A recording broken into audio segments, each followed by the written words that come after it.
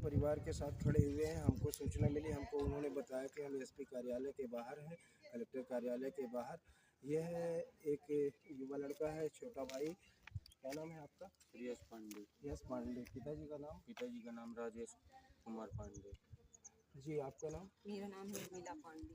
जी, काहे के लिए आए हैं? मैं यहाँ अपनी ज़मीन के फैसले के लिए आई थी सर। मेरे ज़मीन में जबरन कब्जा किया जा रहा है 420 के तहत। मैं उसी की शिकायत कलेक्टर एसपी साहब के पास दर्ज करवाने आई थी। जी, क्या कहा, आश्वस्त किया आपको एसपी साहब ने मुझे ये आश्वासन दिया है कि जाइए, ये सब कागजात आपके सही हैं, स्टे आप दिखाइए। अगर आपका स्टे नहीं माना जाता तो आप उनके खिलाफ जाकर कलेक्टर मैडम से शिकायत करिए, उनके खिलाफ रिपोर्ट लिखवाइए। जो भी सरकारी कर्मचारी मौजूद रहते हैं मौके पर, उनके खिलाफ कंप्लेन करने के लिए कहा है। और ये सब भू माफिया लोग ज़बरदस्ती मिलकर जो है तो कब्जा करते हैं और डेली परेशान करते हैं। अभी भी इस समय वो जो है तो खेत आए हुए हैं। उनका नाम बता सकते हैं? क्या क्या नाम? उन लोगों का जो है तो नाम, एक का नाम आशा देवी बड़गैया, अशोक कुमार बड़गैया, दूसरा दीपक अग्रवाल और तीसरा महेश चौरसिया। ये सारे लोग मिलकर जो है तो ज़बरदस्ती कब्जा करना चाहते हैं ज़मीन में।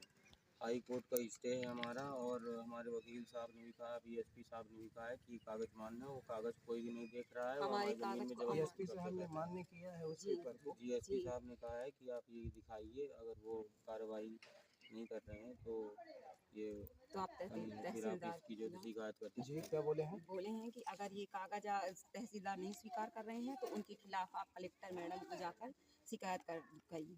किसने कहा ये चीज़? ये हमें एसपी सर ने कहा है। एसपी सर ने पूरा इस मामले में संज्ञान में लेते हुए तुरंत उन्होंने आश्वासन दिया है कि जो भी इस मामले में अब जो कानून की अवमानना कर रहे हैं, माननीय उच्च न्यायालय के आदेश की अवमानना कर रहे हैं, उन पर भी शिकायत कर सकते हैं। और एसपी साहब ने पूरी तरह से अपनी सहमति और न्याय की संगत बात करते हुए और इस परिवार को, इस पीड़ित परिवार को न्याय मिले, इसलिए उन्होंने भी आश्वस्त किया है और कड़े संदेश दिए हैं कि अगर कोई भी गलत आपको लग रहा है और इस पेपर को नहीं मान्य कर रहा है, उच्च न्यायालय के जो स्टे का पेपर आया हुआ है, स्टे का पेपर दिखाइए।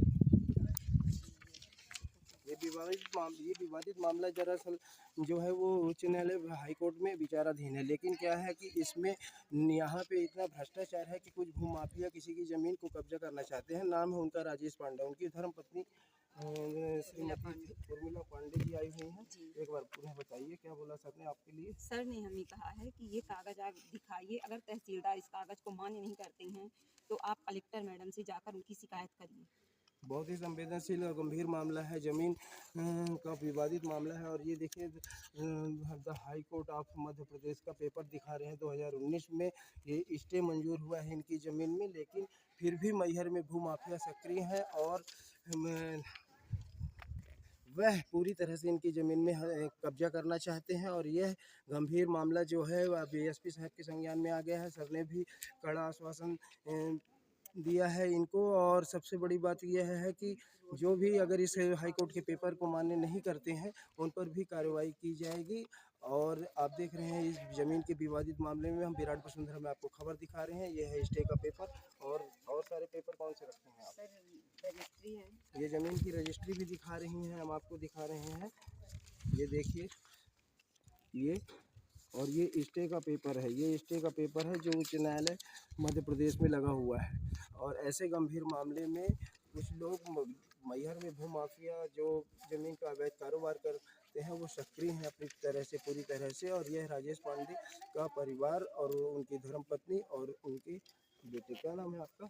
यश पांडे। एक बार बताइए पुणे कैमरे के सामने, क्या बोला है सर ने आपके लिए? सर ने कहा है कि अगर आपका नहीं सुना जाता है, आपके कागज़ नहीं देखे जाते हैं, अगर ज़बरदस्ती की जाती है तो आप सारे कर्मचारियों के खिलाफ जो है तो कलेक्टर मैडम की शिकायत कर सकते हैं, जितने भी लोग मौके पर मौजूद हों सीमांकन के वक्त। एसपी साहब ने कहा। एसपी साहब ने, आपने देखा क्या कहा है, यह यश पांडे बता रहे थे। ये जब बहुत हम ही रिपोर्ट गंभीर दर्ज मामला है, किसी की ज़बरदस्ती ज़मीन कब्जाने का और हथियाने का। और क्यों कर रहे हैं यह, जब उच्च न्यायालय में यह कार्रवाई चालू है, उच्च न्यायालय में जब केस चल रहा है, तो यह यहाँ के वो माफिया इतनी बड़ी घटना को कैसे अंजाम दे सकते हैं। हालांकि मामला जो है सर एसपी साहब के संज्ञान में आ गया है और स्थानीय प्रशासन अब अपना कार्य करेगा। देखते रहिए विराट बसुन। कि अगर उच्च न्यायालय हाई कोर्ट में मामला विचाराधीन है तो क्या जमीन बिक जाएगी, क्या जमीन कब्जा कर लिया जाएगा? बड़ा सोचने वाली बात है। आप बताइए क्या कहना है? हमारा कहना ये है कि जब तक हाई कोर्ट में फैसला चल रहा है, अगर हाई कोर्ट का फैसला नहीं आया है तब तक किसी को भी अवैध यहाँ कब्जा करने की क्या जरूरत है? नहीं। पर हाई कोर्ट को इन्होंने कोई मान्यता नहीं दी है। ये बोलते हैं हाई कोर्ट और कुछ नहीं है, सब है जो हम ही हैं। कौन बोलता है ये चीज? दीपक अग्रवाल बोलते हैं। क्या बोलता है? बोलता है हाई कोर्ट कुछ नहीं है, हाई कोर्ट मैं खुद ही हूँ। यहाँ से हार चुके हो। मैहर का भूमाफिया दीपक अग्रवाल बोल रहा है। क्या बोल रहा है? बोलता है हाई कोर्ट मैं खुद हूँ, तुम सबसे हार चुके हो, अब यहाँ का हाई कोर्ट मैं खुद हूँ, मैं कब्जा लूंगा। और देखिए मैहर में जमीन के मामले में भूमाफिया कितना हावी है। बोल रहे हैं कि हम स्वयं है हाई कोर्ट, और मामला जो है विचाराधीन है उच्च न्यायालय में, अभी फैसला नहीं आया है और वह जमीन की रजिस्ट्री दिखाकर कब्जा करने आए हैं। सबसे बड़ी बात इस केस में यह उभर के आती है कि जब तहसीलदार के यहाँ से यहाँ फैसला आता है तो उसके एक हफ्ते के अंदर इस जमीन की रजिस्ट्री कैसे हो जाएगी, और बिना फरियादी को सूचना दिए बार बार कैसे नाप हो रही है। एक महीने में 10 बार, ये कैसे हफ्ते 10 दिन में हर दिन कैसे नाप करने आते हैं। और आज छुट्टी का दिन था, आज शनिवार अवकाश है, तो जमीन में जबरदस्ती नाप करके गए हैं और जमीन में कब्जा करने का प्रयास किया जा रहा है दीपक अग्रवाल भूमाफिया के द्वारा। और क्या बोल रहा था वो बोलता है मैं खुद ही हाई कोर्ट हूँ। यह देखिए बार बार आपको सुना रहे हैं। आप नाम बताइए। दीपक अग्रवाल। आप अपना नाम बताइए। मेरा नाम है उर्मिला पांडे। पति का नाम? मेरे पति का नाम है राजेश कुमार पांडे। राजेश पांडे जी की पत्नी है उर्मिला पांडे जी। बार बार यह कह रही हैं कि वह कह रहा था कि हाई कोर्ट अब हम स्वयं हैं, मतलब भूमाफियाओं के पर इतने लंबे हो गए हैं मैहर में कि किसी भी जमीन में बिना आदेश, बिना कोर्ट का निर्णय आए वह जमीन हथियाने का कब्जा करने का प्रयास करेंगे। और छुट्टी के दिन आज शनिवार अवकाश था, जिसमें प्रशासनिक अमला भी जो लेकर यहाँ पे जमीन के जबरदस्ती नाप करके गए हैं। और मामले में सबसे बड़ी बात तो यह है कि जो वीडियोग्राफी कर रहा था, वीडियो बना रहा था, तो उसकी वीडियो मोबाइल से वीडियो डिलीट करते हैं, मोबाइल भी जब्त कर लिए हैं। मोबाइल भी जब्त किए हैं। मोबाइल जब्त करके लिए जा रहे थे। जब मैं मोबाइल मांगी तो संजय तिवारी बोलते हैं किसका मोबाइल है? मैंने कहा एक मेरा है, मेरा दे दीजिए, और बच्चों का है। तो बोलते हैं बुला के लाओ सब बच्चों को, यहाँ पे खड़ा करो, उनकी फोटो खींचो, फिर मैं मोबाइल दूंगा। तो मैं बोली कि मैं आपकी 10 रुपए के लिए चोरी वो ना करूंगी, 10 रुपए की मोबाइल के लिए झूठ ना बोलूंगी। तो उन्होंने मेरे से नंबर लिया, फिर मेरे मोबाइल का लॉक खोला, फिर भी मुझे नहीं दे रहे थे। वीडियो डिलीट करने के लिए जबरदस्ती कर रहे थे, मैं छिना रही थी, फिर भी नहीं दिए। वीडियो डिलीट किए और फिर वो बोले कि अब मोबाइल नहीं मिलेगा, अब मैं जाता हूँ कोतवाली में जब्त कर लूंगा, फिर वहीं आके लेना।